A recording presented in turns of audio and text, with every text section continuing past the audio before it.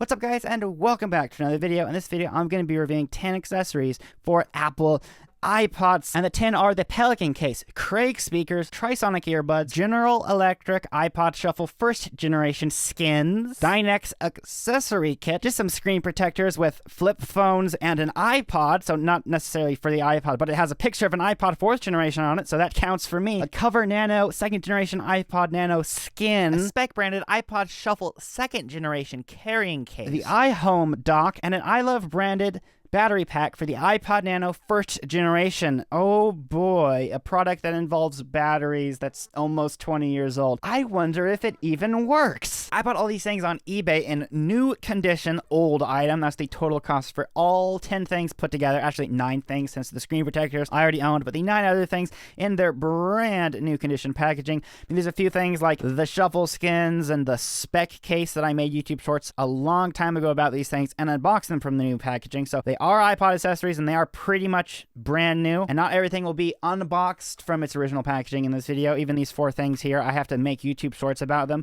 in order to recoup the cost of buying it in the first place. Trust me, I'd like to unbox these things from the new packaging in this video since that would make the video better, but in order to pay off the thing in the first place, gotta make the YouTube short. And if you want to support me and ensure I can keep making these type of videos and maybe even spend more on each individual video going forward, become a supporter on Patreon. Anyway, let's get into the first thing, which is this Pelican Case. This is the most expensive individual item that I'm going to be talking about today. The price will be in the top right corner of each item I'm talking about as I'm talking about it. First, the carabiner. This thing came with a carabiner. It was attached like so up here. It's one of those that you can rip apart with your bare hands. So that's the worst thing about this case, and it's not even the case itself. The case is excellent, but it is a brand new condition, ancient iPod accessory from about 2006 or so, designed for the iPod Classic. I found an article on Pelican's own website about this. The MSRP was a decent amount, and inflation adjusted, it's a respectable amount of money. It's not nothing. This is a name brand accessory, nothing Craig and terrible related. Crush proof, dust proof, watertight, and extreme temperature with an earbud jack. It's right there, but it's just a cord. And look at that. That's how it's supposed to be. You shut it, and then this thing is crush proof. And I do believe that. I believe that if you ran this over with a car on pavement, it would be just fine. It's dense, really hard plastic. The little niches. It has niches for different iPods. So it actually is designed for iPods. So that'll fit there, will not come out. And there really isn't anything bad to say about it apart from the carabiner it comes with. And that is such a minimal concern that it doesn't matter. These things are all over eBay for about the price I paid, probably a little cheaper. And they're in their new condition, not in a box because they didn't come with a box. But anyway, something that I would recommend if you're into iPods and want an iPod accessory. Pelican Case, something of quality, but these Craig speakers, definitely not quite as high quality. And yeah, let's open them. Let's just see how bad they are. And I don't know if you caught this, but that's an iPod, not the thing that it actually shipped with. Not that there's that much difference. It's obviously a piece of paper that's a knockoff of a 3rd generation Apple iPod, and it fits in there just perfectly. And disappointingly, no, Craig is not an iPod dock. Nice and shiny speakers, very fun. Actually, not as bad as I was expecting, but it's not a thing of quality. It's just not as bad as I was expecting. It still sucks. It comes with this USB to barrel plug adapter. You can actually use this thing with wall power that looks like a headphone jack. It is a DC jack. This thing does not have a headphone jack in it. You actually are meant to either use it with your batteries or in the wall, and you're actually supposed to take the headphones thing, which is the only way you can get it to play music. When that cord breaks, this thing is useless. Not that that really matters because it's not like it's very good anyway, not meant to last. Plug that in. It is being powered by the battery bank. I've got the wrong iPod. This one isn't the one with royalty-free music. This is what the iLuv thing looks like. Gotta have a little sneak peek of it, okay? I promise this is not a keep watching to see what the thing looks like, because I actually need to test it with something with royalty-free music on it so YouTube doesn't end my career. There it goes. Why is full volume distortion just so funny? So it's louder than I was initially expecting. It sounds better than I was initially expecting.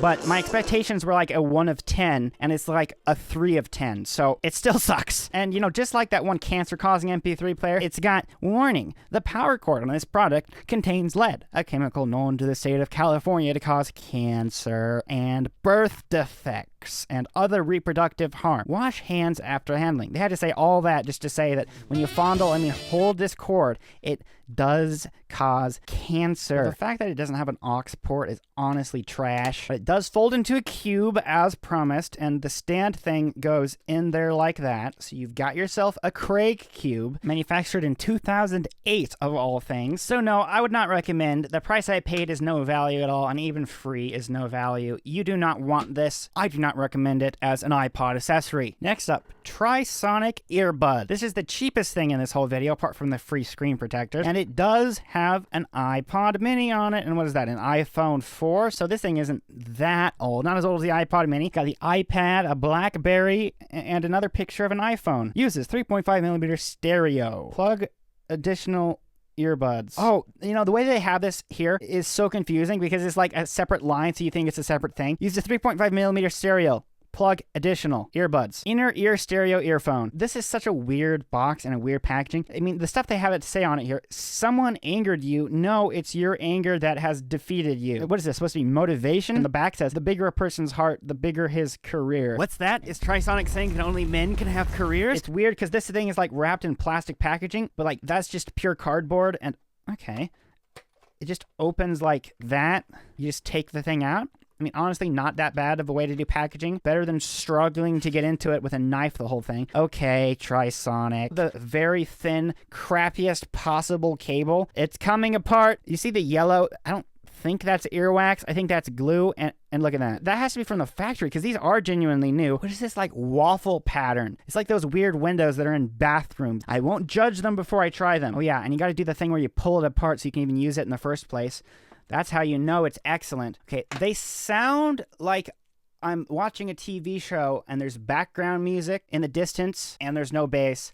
And honestly, I think some of the copy-paste earbuds that come with garbage MP3 players are better than the Trisonics. And the only good thing about them is the picture of the iPod mini that's on the packaging. You're just going to have to take my word for it that they suck. Next. These things that I unboxed from their packaging in a YouTube short, these are General Electric, like the people that make your microwave, iPod Shuffle skins. The reason there's extra caps is because these first generation iPod Shuffles actually came with lanyards, and this is supposed to be for the lanyard cap. These are actually good. The silicone is very, very thick, and they slide on well. I did remove the abysmal cover thing for the click wheel. Like when you blow a balloon up all the way and it's almost about to pop, it's like that thin and terrible of a silicone. If you have a first generation iPod Shuffle and you want an accessory for it, these will do the job just fine. And then we've got this. This is an enormously big packaging, and the booty it has sticking out is apparently hiding other things. Compatible with Apple iPod Shuffle, iPod Nano, iPod with video, iPod 30 and 60 gig. This is a 60 gig Apple iPod, or it was before I flash modded it in next week's video. Get subscribed for that. Anyway, it's from around the 2005-2006 era, just because of the things it says it's compatible with, and obviously it says 2006 right on it.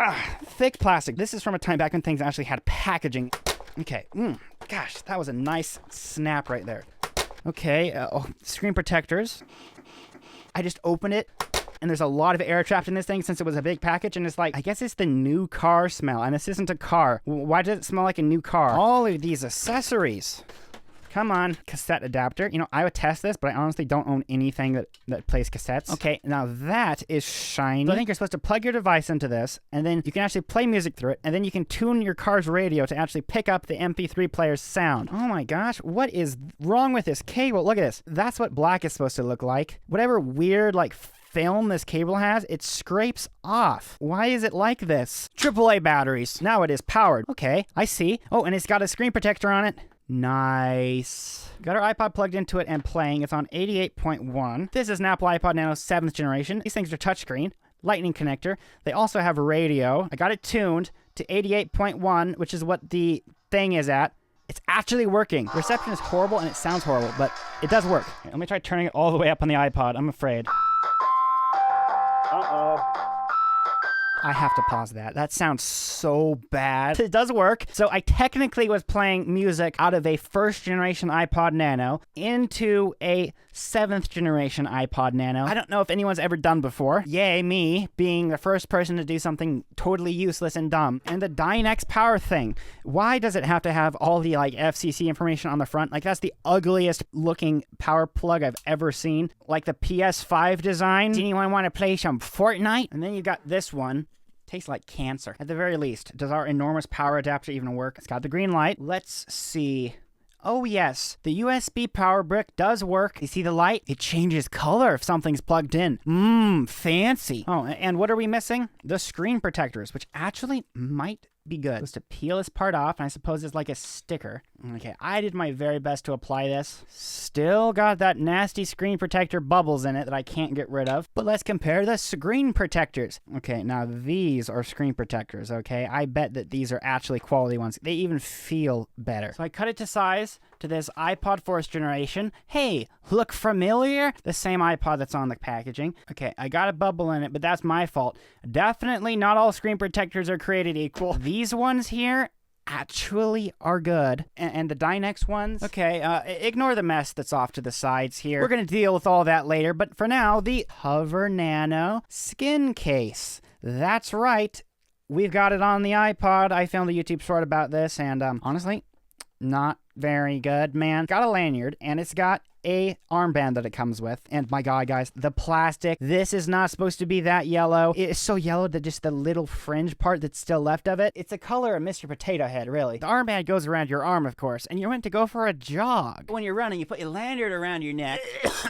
I would say that $13.51 for this is not worth it, but the next thing, if you want to be rocking an iPod case that matches my shirt here, let's grab it here. It actually is good, okay? These are all over eBay, only about $8. Obviously, this is just one of those carrying cases, but it's actually thick and well made. A decent carabiner. I would actually use this. Ugh, God, stuff is everywhere. Here, so the iPod Shuffle 2nd generation, you're supposed to just nice and loud pop. It pops in there. You got your earbuds. These are iHome branded earbuds. The next thing we're going to talk about is that iHome dock. These are an accessory that came with that, by the way. So you're meant to plug the earbuds into the Shuffle, and obviously you can shut it and have the earbuds come out. It's also meant for you to wrap your earbud cord around the thing inside of it and store your earbuds all in one little case. And it comes with this little silicone insert that you slide over the pillar things inside of it, like so. And that is an adapter for the Apple the Apple iPod Shuffle 3rd generation, the little pill-shaped thing, so it clamps in there, and you can do the exact same thing. So an actually well-made accessory for the iPod Shuffle.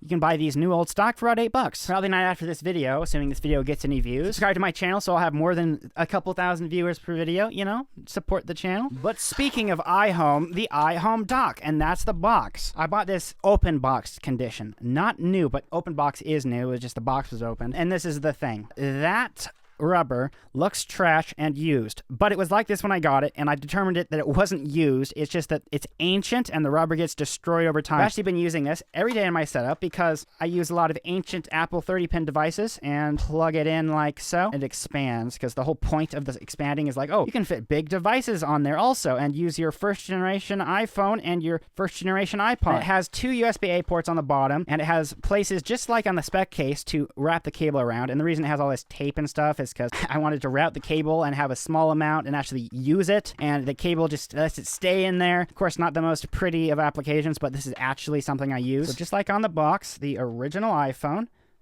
the original iPod Touch, and yeah, it does charge the things, and it does work, and it's honestly the only 30-pin dock I could find that had at least 2 chargers on it. So if you can find one, and this is a use case you're after, I would recommend it just to keep your ancient devices charged. But it is not a thing of quality. It is a thing that does what it's supposed to do, and nothing special about it. The last and final thing, the iLuv battery for the iPod Nano. So yes, comes with a power adapter. iLuv branded, not a cable. This is the cable I already had, so this thing is kind of backwards for modern stuff. It comes with a power adapter, but not a cable. Modern stuff comes with a cable, usually, but not a power adapter. And you've already got a sneak peek of it earlier in the video. And look, it's being charged, and also this cable's not plugged into anything.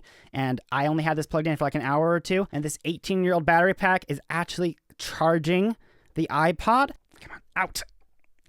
Straight out. There we go. So the battery pack, I thought it was just this little brick by looking at it. Imagine just a little box with just a 30-pin cable attached to it with a battery inside. But it looks like the battery is this, a thing the same thickness and size about as the iPod. And the skin case it comes with isn't removable. At first I was like trying to pull it apart forcefully, and then I realized, oh, probably shouldn't do that because it's probably not supposed to be like that. And the skin case thing that's attached to it actually isn't bad. It's way better than the whatever it is. About on the same level of quality as the General Electric whatchamacallits. But what I'm going to test, so this iPod actually holds holds a charge. We got us another one right here. This iPod, if I plug it in, it'll boot up. Then when I unplug it, it hasn't been plugged in long enough, so it'll complain about low battery power. And I can use this iPod to test this 18-year-old battery to see if it actually holds a charge. To see, if I plug this thing in right now, will it start turning on, not plugged into anything, because it does have a 30-pin and a headphone jack. Let's see, can we do it?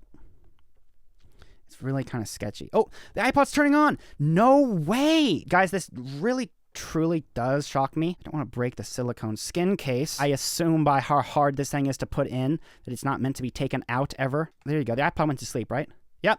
Guys, an iPod that can't hold its battery by itself is being powered by an 18-year-old battery pack that hasn't ever been used until today. I highly doubt that it would extend the battery life to 56 hours. What this thing advertises is not 56 hours of extended capacity beyond what was already there. It extends the total music playtime to 56 hours. But the fact that it works at all, I was not expecting that. And these things are all over eBay for about $12. So the value of this is high as an ancient iPod accessory for something that works. But if you buy one from the exact same seller that I bought it from and get a new one and open it, there's no guarantee that it even works to begin with because it's 18 years old and it has a battery in it. But in the time period, I'm guessing that this was not cheap. It is well made. It's hard metal. It's not that heavy, and it does make your iPod, oops, didn't mean to drop it. It does make your iPod just quite thick. I mean, let's see. Actually, it might not be thicker than the 3rd generation Apple iPod. Hard to tell. Here, let's get all sciencey up in here. What's the thickness of this? We got 18.26 millimeters. What do we got on the iPod? 18.98. Dang, the iPod subscribed to my channel 3rd generation from 2003 is actually thicker than the iPod Nano thing with this. These are the 10 things I talked about in order of what I talked about, and those are the same 10 things except ranked out of 10 in order of best to worst. So do with that information what you will. Comment below, did you like this video? Do you want to see an episode 2? Should I continue this as a series, or should I just shut down my channel because nobody watches my videos? Speaking of watching my videos, if you want to become a supporter to help me keep making these videos, then become a supporter on YouTube or Patreon. Those are the tiers. Throwing whatever amount of money my way does genuinely help. It will make sure that I can continue making these videos, keep upping the quality. Heck, I have 3 full resolution good cameras just to make these dumb videos nobody watches, because I want to make the best videos I possibly can. Speaking of videos, every time I make a video, Saturdays weekly, the first P.O. Box unboxing video will be this week for the members. Few packages. Do send me a package to the P.O. Box. It's one of these corners. I forget which one because YouTubers pointing corners. As always, thank you guys so much for watching, and I'll see you guys next week for another video.